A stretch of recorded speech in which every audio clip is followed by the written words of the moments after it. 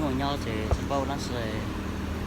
một sẽ quyền và một lượng nó toàn rằng cho nó một đi chăng ở một sẽ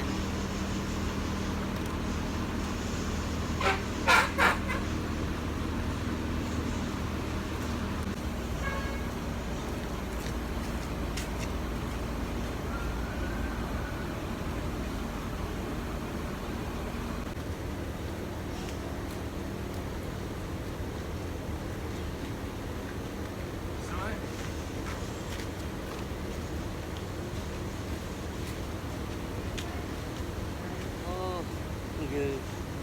có trong tủ này cậu qua cá nhà chế mua các hồi là có xe này có yếu đây chúng mình cua là to lắm bà ở đây thì nhá cậu qua đúng là hai cậu qua nó sẽ còn nào á tàu chúng luôn là đó nào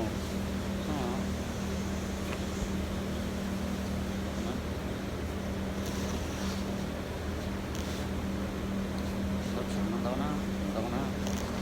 à.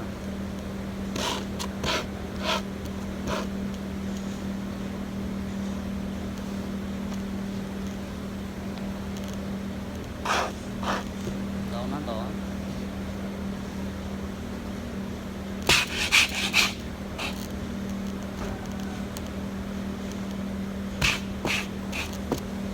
đó nó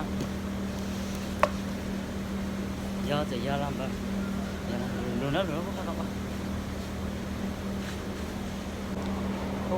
em bây giờ cài qua sư thì cái mày chỉ chúa qua lên bốc thiệt cái quá cái gì sai cái mỏng mà sao mà to á rồi nó này to lên là thời gian xuống này nhá to hơn thử